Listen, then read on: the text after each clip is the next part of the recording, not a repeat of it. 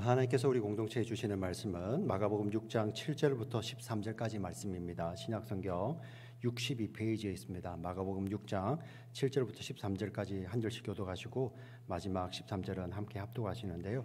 우리 말씀을 경외하는 마음으로 모두 자리에서 일어나셔서 한 절씩 교독하시겠습니다. 제가 7절 읽겠습니다. 12제자를 부르사 둘씩 보내시며 더러운 귀신을 제어하는 권능을 주시고 명하시되 여행을 위하여 지팡이 외에는 양식이나 배낭이나 전대의 돈이나 아무것도 가지지 말며 신만 신고 두보롯도 입지 말라 하시고 또 이르시되 어디서든지 누구의 집에 들어가거든 그곳을 떠나기까지 거기 유하라. 어느 곳에 있든지 어느 곳에서든지 너희를 영접하지 아니하고 너희 말을 듣지도 아니하거든 거기서 나갈 때 발 아래 먼지를 떨어버려 그들에게 증거를 삼으라 하시니 제자들이 나가서 회개하라 전파하고 함께 읽습니다. 많은 귀신을 쫓아내며 많은 병자에게 기름을 발라 고치더라. 아멘. 자리에 앉으시겠습니다.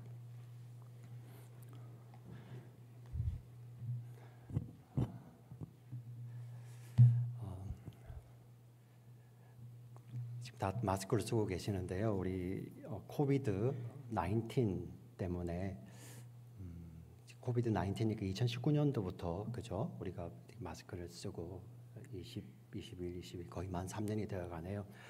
지난 우리 코비드 기간 동안 첫 번째 저희가 코비드 코로나 바이러스의 실체도 잘 모르고 치명률도 높고 할 때는 온 세상이 좀 두려움에 또 많이 이제 움츠러들어 있었고 그리고 또 많이 이렇게 좀 출입을 자제하고 그죠? 모든 여행이나 모든 것들이 다 이루어지지 못할 때 그때 우리에게 또 하나님께서 또 예배해 놓으셨던 또 온라인으로 또 많은 것들을 저희들이 누릴 수 있었습니다. 특별히 세상 사람들도 랜선 여행이라고 해서 직접 가보지는 못하지만 지금 온라인상에 많은 그 동영상 같은 것들이 많이 올라와 있어서 거기를 가보지는 않지만 마치 가서 보는 것처럼 랜선 여행을 하기도 하였습니다. 이 자리에 앉아 계신 성도님들도 그 코비드 기간 동안에 그러한 시간들을 특별히 가족들하고 그렇게 좀 가지셨다고 믿습니다. 저희 가정도 2020년도 우리 여름, 가을 지날 때 그때 무엇을 주로 봤었냐면은 기독교 방송국에서 제작을 한 겁니다. 성지가 좋다라는 프로그램이 있어요.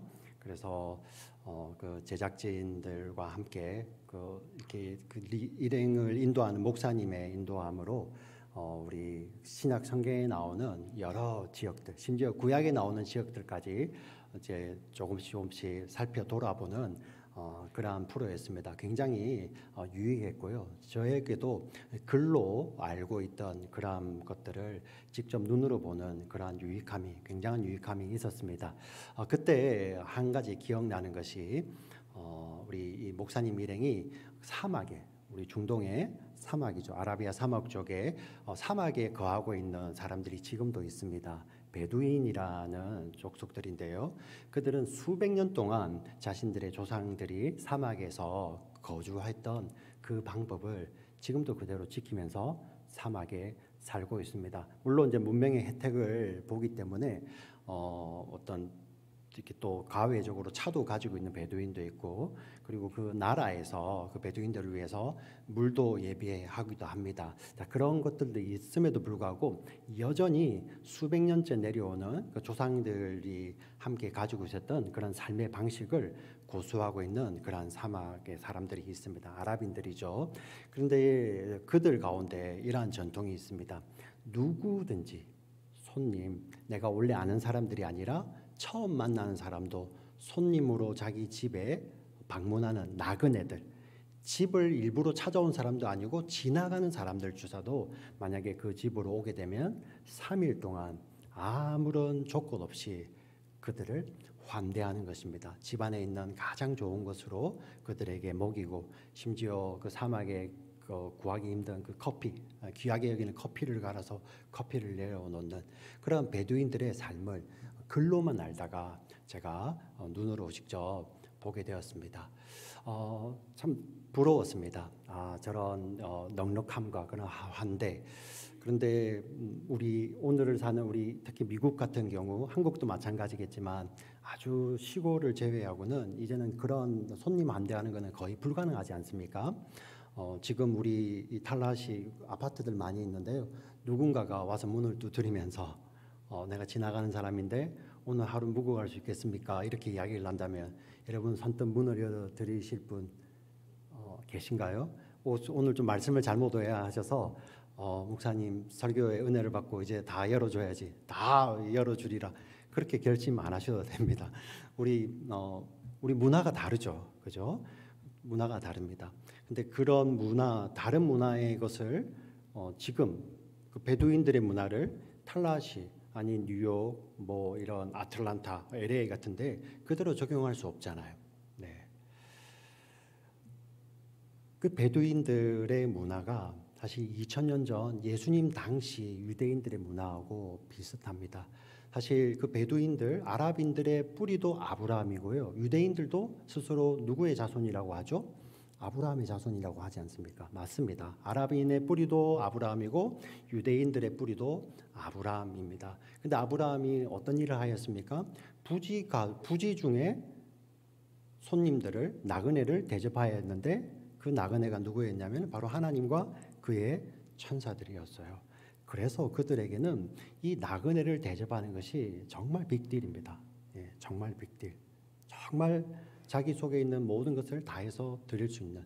그리고 우리 율법에 보면 하나님께서 이런 말씀을 하십니다. 나그네를 환대하라. 왜냐하면 너희들도 나그네였다. 너희 조상들도 나그네였고 너희들도 애굽 땅에서, 이집트 땅에서 나그네로 살았기 때문이다. 그래서 그 율법을 주신 이유는 너희들의 존재를 기억하라는 거죠. 너희들 나그네 인생이라는 거죠. 다시 돌아올 본향이 있는 사람들이라는 것이죠. 자, 그런 의미로 율법에 담아 두셨습니다. 자, 그 시대에, 그 예수님 시대에, 우리 베두인들의 문화도 우리하고는 다른데 그런 예수님 시대에 예수님께서 오늘 우리가 읽었지만 어느 집에 가게 되면 그 집에서 유하며 그들에게 말씀을 전하라. 오늘을 사는 우리 2022년을 사는 특별히 탈라시에서의 말씀을 듣고 있는 우리들에게는 이 말씀이 연결이 되십니까? 그리고 어떤 분들은 이렇게 질문이 생길 거예요. 12 제자들에게 예수님 명령하신 것을 우리는 그걸 어떻게 받아야 됩니까? 그래서 오늘 우리가 그것을 보기를 원합니다. 예수님께서는 어떤 문화, 이 문화가 옳으니 이 문화를 너희들도 하라라는 의미가 아니라 예수님은 그 가운데서, 그 가르치심 가운데서 예수님은 어떤 의미를 담아 두셨어요. 오늘 우리가 그 의미를 보기를 원합니다. 다시 오늘 말씀 7절 말씀 마가복음 6장 7절을 같이 한번 읽어보겠습니다. 시작. 12 제자를 부르사 둘씩 보내시며 더러운 귀신을 제어하는 권능을 주시고. 자, 예수님께서 제자들을 둘씩 보내셨던 이 사건이 우리에게 어떻게 적용이 되는지 말씀을 통해 살펴보기는 원하는데요. 특별히 12 제자에 저희들이 좀 주목해 봐야 됩니다. 예수님에게는 제자들이 몇 명이 있었을까요? 우리가 안 헤아려 봐서 다 모르죠, 그죠? 그러나 12명 이상인 것은 확실합니다. 누가복음에 보면 70명의 제자가 등장을 해요. 70명의 제자가. 그러니 12 제자, 12명이 아니죠, 그죠? 더 됩니다. 그런데 우리 신약 성경을 보면 12를 하우링이 좀 있어요. 예. 12를 강조하여 이야기를 많이 하시죠. 예수님께서 12를 많이 하시는데 도대체 이 12의 의미는 무엇인지 우리 마가복음 3장 13절부터 15절 말씀을 같이 한번 읽어보겠습니다. 같이 읽겠습니다. 시작.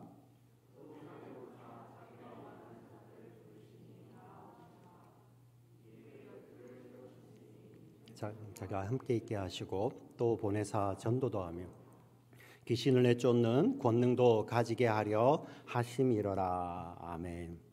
자, 예수님께서 산에 앉으셔서 자기가 원하는 사람들을 부르세요. 예, 이 산에 앉으셔서 부르셨다는 것은 어떤 큰 의미를 갖고 있습니다. 마치 모세를 통해서 하나님께서 이스라엘 백성이 살아가야 될 삶의 지침인 말씀을 주셨듯이 예수님께서는 이 땅에 오셔서 하나님 나라의 원리를 선포하실 때 그때 자기 사람들을 부르시죠. 그리고 그 가운데서 12를 뽑아서 세우시는데 이 12에는 아주 중요한 의미가 담겨 있습니다. 이 12, 예수님께서 신약에서 12를 부르신 것은 구약의 하나님께서 하나님의 백성 아브라함과 하나님께서 약속을 맺으시죠.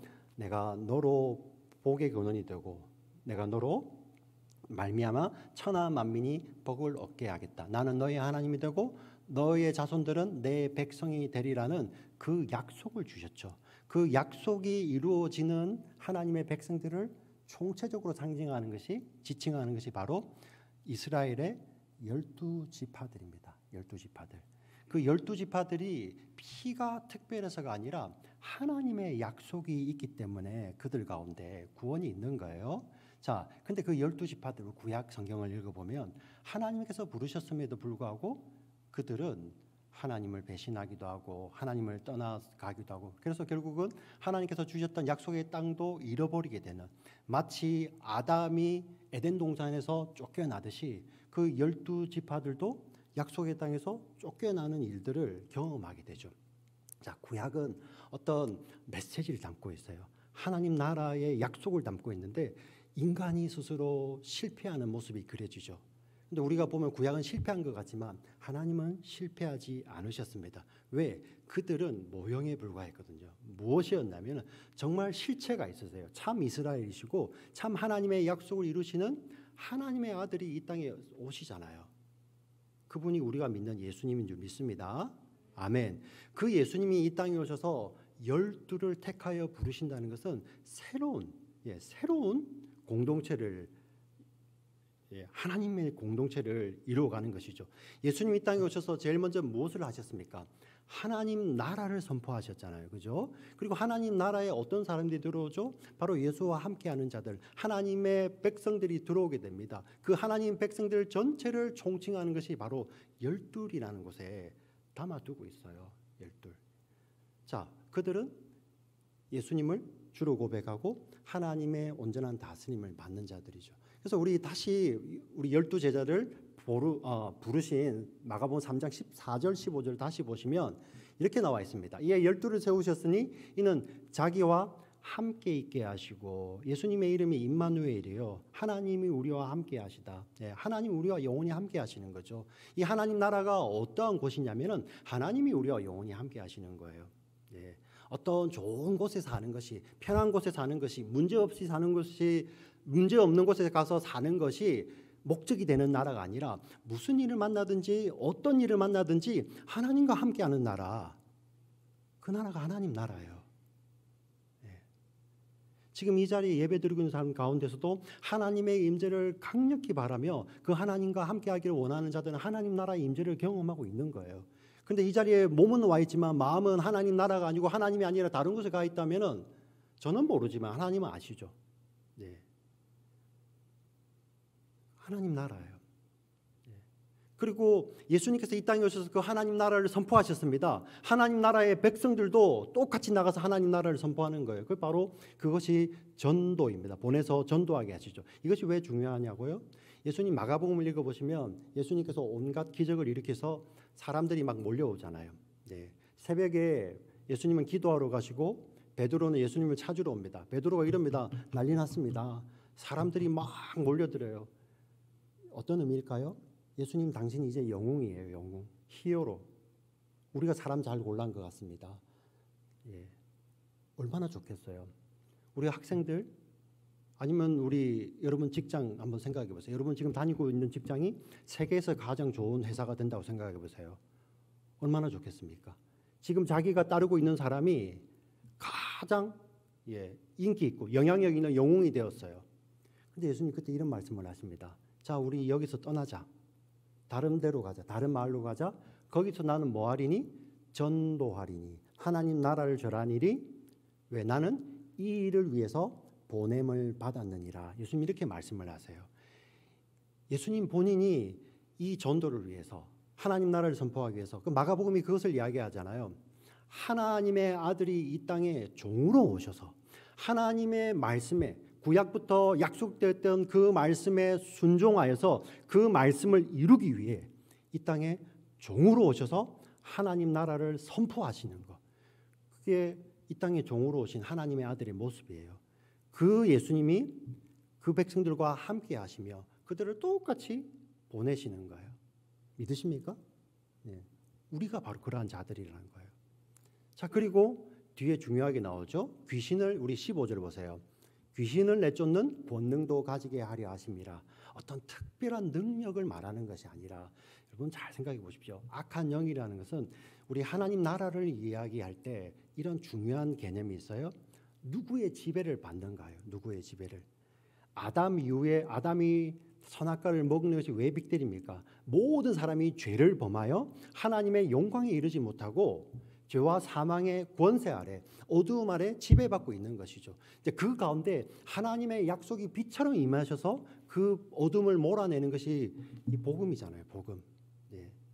그래서 예수님을 이야기할 때, 구약의 모든 약속을 이야기할 때 무엇을 이야기합니까? 어두운 가운데 빛이 비치는 모습이죠. 예수님이 이 땅에 빛으로 오셨어요. 예수님이 사역을 시작하자 마태는 그렇게 이야기를 하죠. 어두움 가운데, 흑암 가운데 빛이 비치는 모습이죠. 자, 예수님께서 이제 그 제자들을 부르시고 그 자신과 함께하는 그 자들을 보내서 하나님 나라를 전하게 하시고 그 자들이 가서 어둠의 세력들을 몰아내는 모습. 마치 어두운 가운데 하나님으로부터 나오는 그 빛이, 예수님이 빛이시고 예수를 믿는 지 우리가 빛이에요. 빛. 그 빛이 비춤으로 말미암아 어둠이 물러가는 것을 그대로 지금 마가복음은 보여주고 있는 것이죠. 이것이 바로 열두를 이야기하는 것입니다. 사랑하는 지체들이요, 이것은 제가 어떻게 특별히 고안한 것이 아니라 성경이 이렇게 가르치고 있어요. 성경이.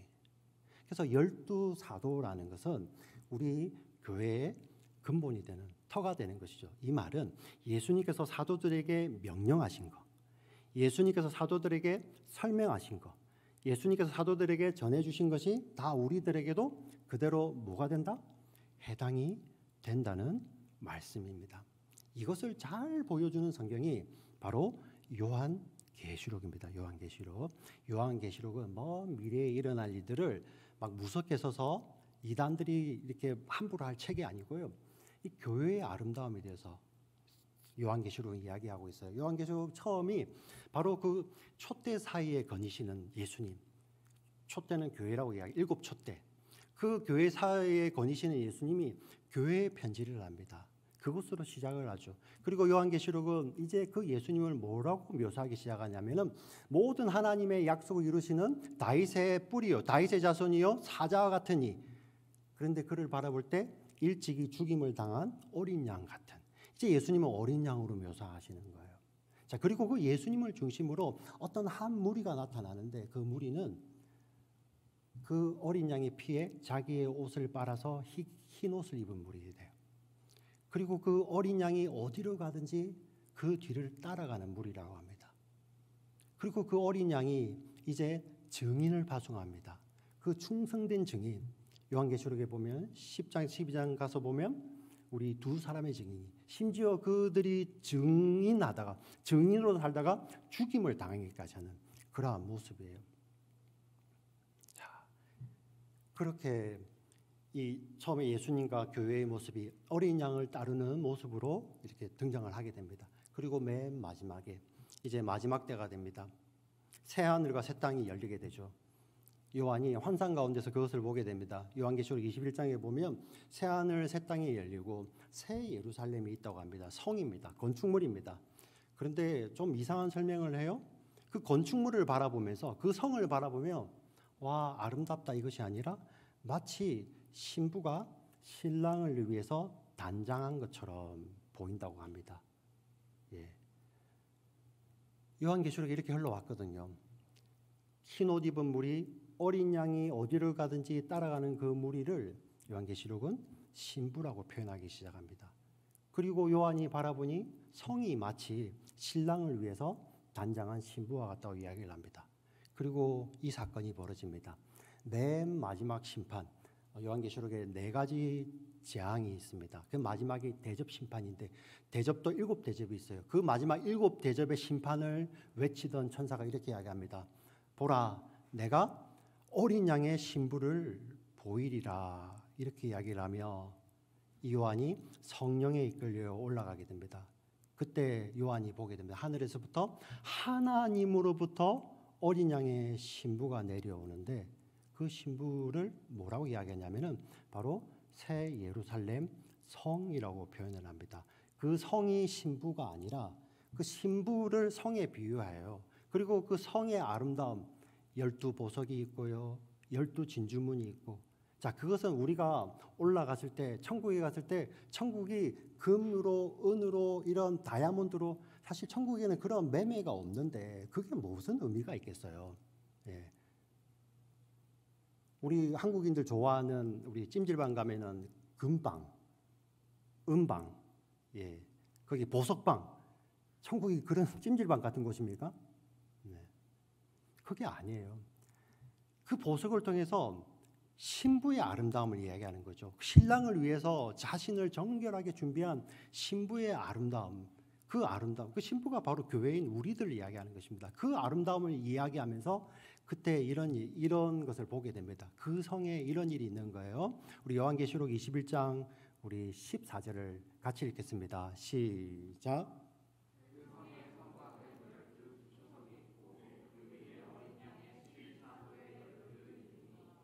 아멘. 자, 그 신부의 아름다움을 이야기하면서 그 성에 12기초석이 있는데 그 기초석에 누구의 이름이 있다고요? 12사도의 이름이 있다는 거예요. 이 12사도들이 바로 이 성의 기초가 되는 것이죠. 그래서 에베소서 2장 20절에 보면은 우리는 사도와 선지자의 터에 세움을 바치음을 받은 자라고 표현을 합니다. 바로 이 12이라는 것은 다른 특별한 사람을 이야기하는 것이 아니라 지금 오늘을 사는 우리, 예수를 믿는 우리를 이야기하는 것입니다. 우리의 존재가 어떤 자들입니까? 주님과 함께 있는 자들이죠. 그냥 오늘 잠시 있는 것이 아니라 영원히 임마누엘 하시는 그 주님과 영원히 함께 있는 자들이고요. 주님의 보냄을 받아서 하나님 나라를 전하는 자들이고 이 땅 가운데 어둠의 세력 가운데 더 이상 거하는 자들이 아니라 하나님의 통치를 따라 삶으로 말미암아 이 땅 가운데 하나님의 빛을 발하는 빛된 자녀들, 바로 우리라는 거예요. 열둘에게 이 말씀을 주셨을 때 우리들에게도 그대로 적용이 되는 말씀인 것입니다. 이것을 기억하시고 오늘 다시 마가복음 본문으로 돌아가겠습니다. 우리 8절 9절을 같이 읽어보겠습니다. 8절 9절 시작. 명하시되 여행을 위하여 지팡이 외에는 양식이나 배낭이나 전대의 돈이나 아무것도 가지지 말며 신만 신고 두벌옷도 입지 말라 하시고, 자, 여행을 위하여 양식도 가지지 말고, 지팡이 외에는 양식도 가지지 말고 배낭도 가지지 말고 이 전대에 돈도 챙기지 말고 신발 신은 채로 두벌옷, 여분의 옷도 준비하지 말라는 거예요. 이게 여러분 이해 가십니까? 우리가 여행을 우리 다녀보지 않습니까? 당일치기 여행 같은 경우는 짐이 간단해요.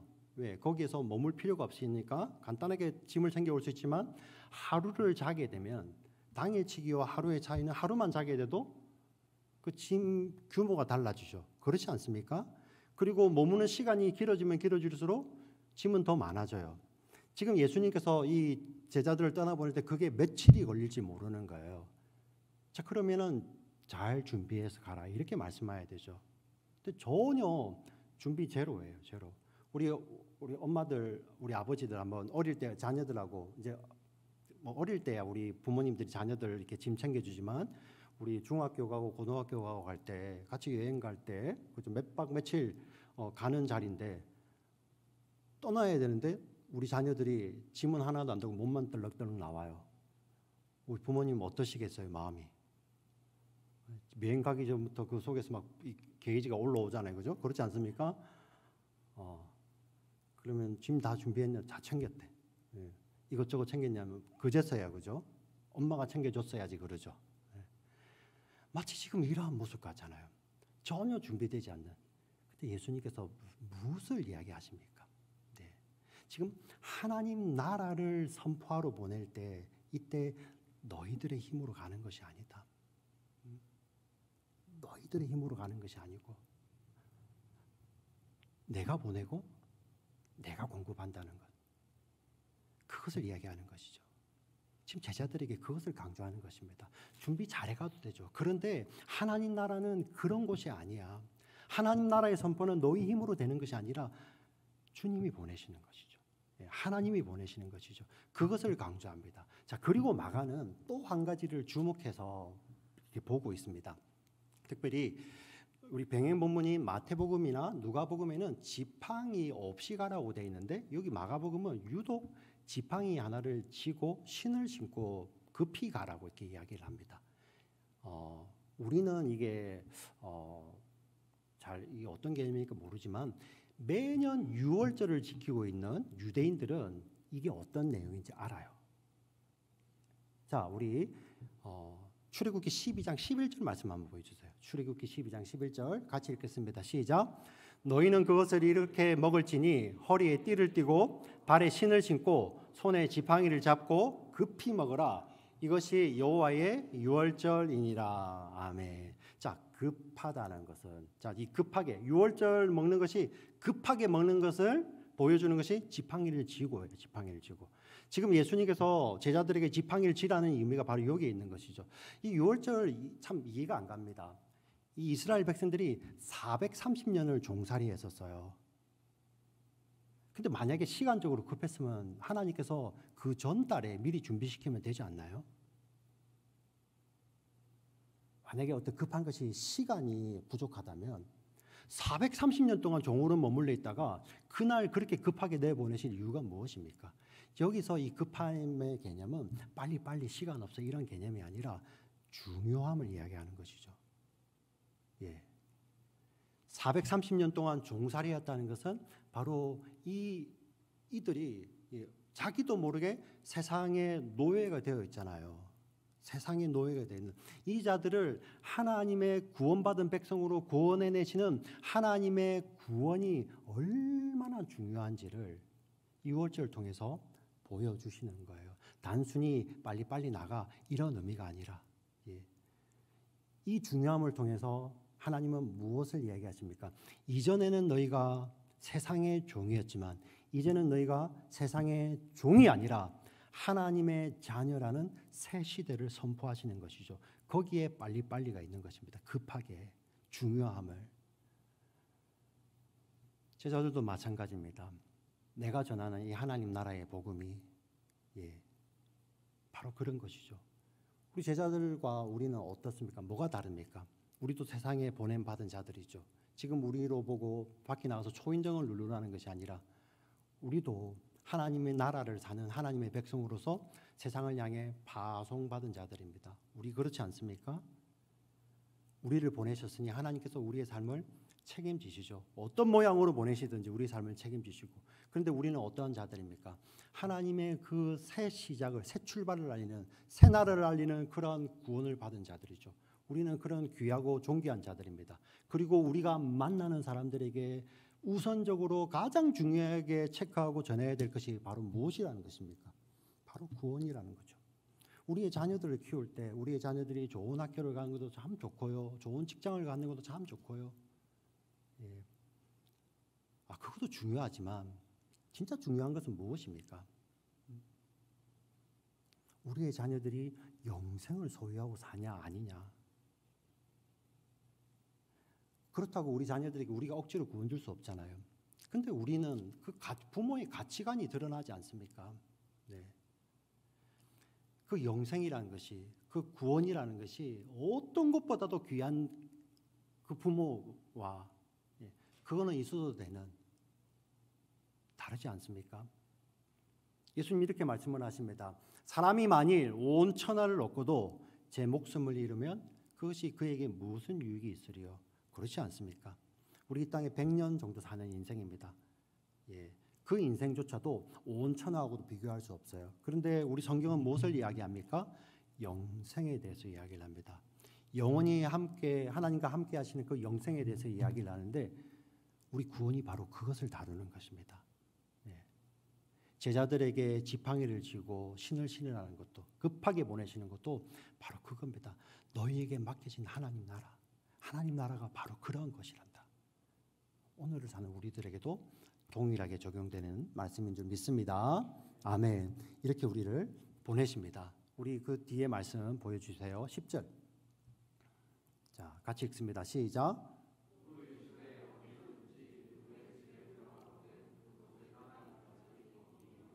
예, 어느 집에 가든지 자, 그곳에 들어가거든 거기서 떠날 때까지 다른 데 보지 말라는 거예요. 가는 집마다 형편이 다르겠죠. 그렇지 않습니까? 어떤 이렇게 환경이 조금 더 좋은 집도 있을 것이고 환경이 조금 모질한 집도 있을 것이고 사람들의 성품이 좋은 집도 있을 것이고 사람들의 성품이 조금 우리 기대보다 떨어지는 집도 있을 거 아닙니까? 근데 그거 그렇게 재지 말라는 거예요. 왜? 하나님이 보내셨으니까. 자, 이것을 그냥 그러면 될 대로 되라 이렇게 해석하시면 안 됩니다. 하나님께서 지금 우리 있는 이 자리에 이렇게 보내주셨잖아요. 예. 여기에서 우리는 물론 그 다음 연도를 계획하고 그 다음 10년을 계획하고 그것을 이루기 위해서 노력하는 것도 필요하지만 지금 있는 그 자리는 연습하는 곳이 아니라는 것이죠. 하나님께서 보내신 그 자리 아닙니까? 그곳에서 하나님께서 보내주셨으니 그곳에서 정말 증인의 삶을 사는 것이죠. 하나님 나라의 삶을 사는 것이죠. 그 땅 가운데서 하나님께서 맡겨주신 그 영생의 삶, 그 급한 구원과 같은 그 구원을 나누는 삶을 그곳에서 살라는 것입니다. 예수님 그렇게 말씀을 하십니다. 자, 그리고 우리가 정말 이해하기 힘든 우리 11절 말씀이 이어집니다. 같이 읽겠습니다. 11절 시작. 어느 곳에든지 너희를 영접하지 아니하고 너희 말을 듣지도 아니하거든 거기서 나갈 때 발 아래 먼지를 떨어버려 그들에게 증거를 삼으라 하시니. 예.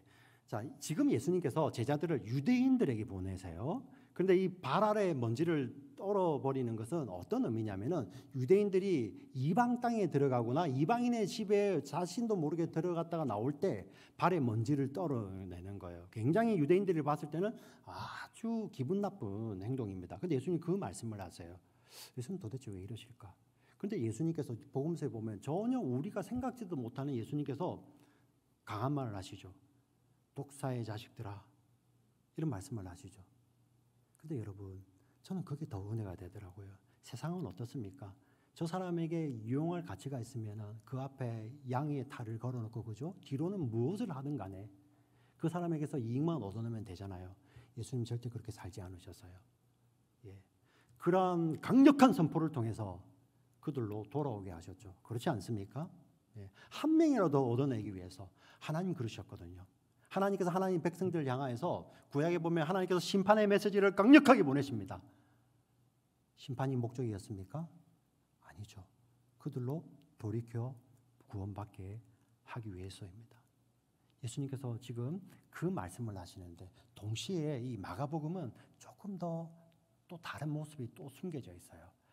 우리 병행 본문인 마태와 누가복음에 보면은 더 발 아래 먼지를 떨어버려 그들에게 증거를 삼으라 이 말씀을 하시고 마태와 누가복음에는 이 말씀이 더 들어가 있어요.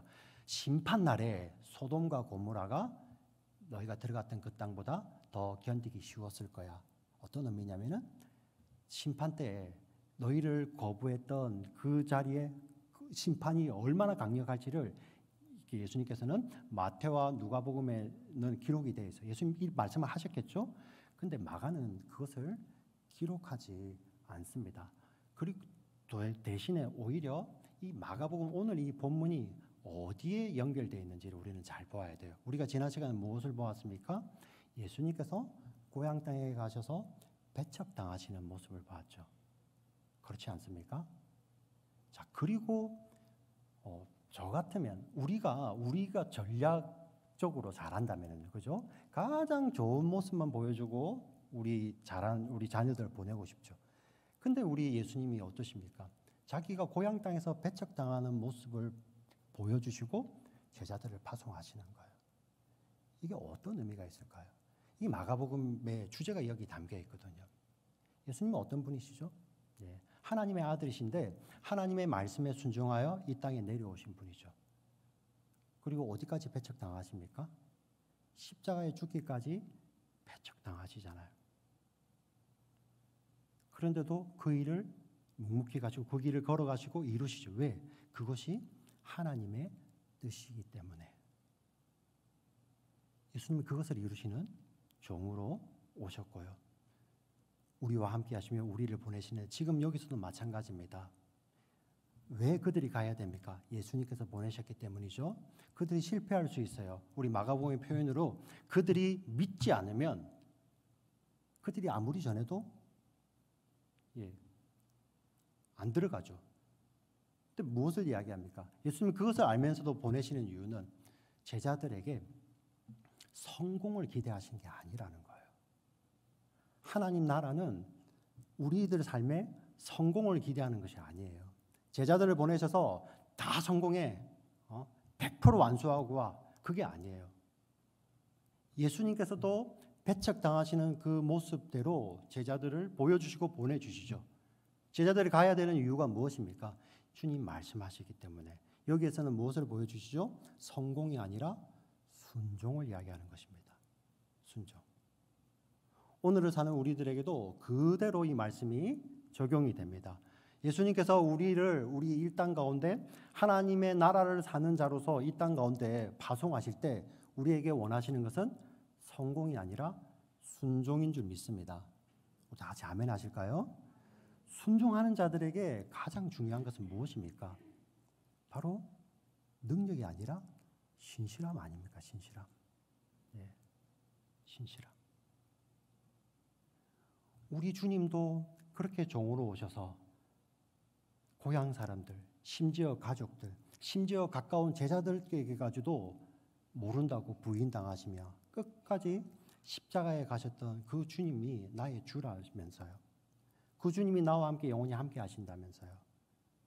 마가복음은 그 이야기를 제자도를 이야기하고 있습니다. 그 주님이 그렇게 사셨던 것처럼 지금 우리를 이 땅 가운데 제자로 보내시죠.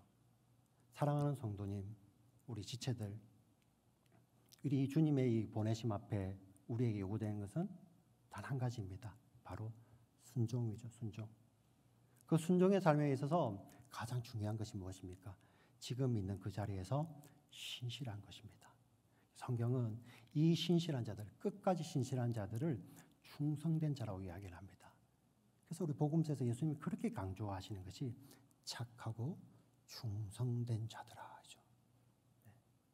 믿으십니까? 오늘 이 말씀을 기억하시며 주님 지금 나를 이 땅 가운데 하나님 나라를 전하는 제자로 보내십니다. 우리는 이 땅 가운데서 그 주님의 거룩한 신부로서 그 자리에서 충성되이 신실하게 우리 순종함으로 살아가실 때 우리 하나님 제일 기뻐하시고 우리의 삶을 통해서 우리 공동체의 삶을 통해서 하나님 나라가 이 땅 가운데서 빛처럼 비춰날 줄 믿습니다. 아멘. 살아계신 하나님 아버지 감사합니다.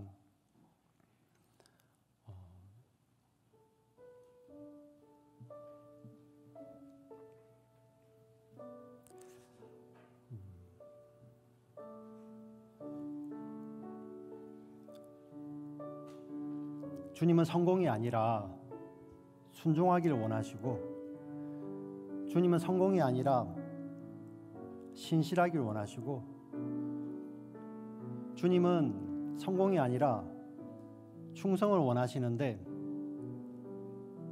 혹시 우리는 내가 그려놓은 그 성공을 위해서 주님이 존재하는 내가 주님의 종이 아니라 내가 그려놓은 성공을 위해서 주님마저도 존재해야 되는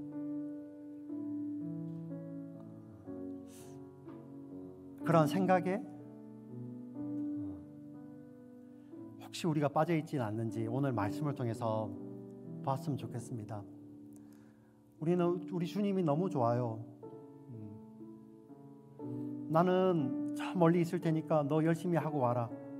이게 아니라 이 땅에 오셔서 먼저 오셔서 자기 생명을 내어주시기까지 순종하시고 신실하시고 충성된 삶을 사시고 우리에게도 내가 너와 영원히 함께하겠다, 내가 함께하겠다 말씀하시며 우리를 이 땅 가운데 보내시며 말씀을 주시고 순종할 힘을 주시고 순종할 믿음을 주시고 신실하게 살아갈 힘을 주시고 능력을 주시고 마지막에 우리를 충성되다고 여겨주시는 우리 주님이 너무 좋지 않습니까?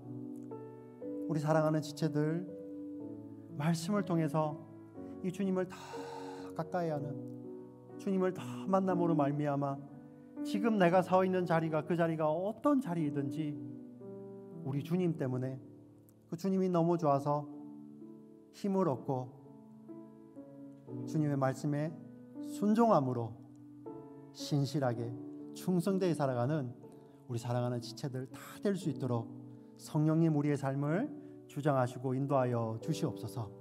예수 그리스도의 이름으로 간절히 기도합니다. 아멘.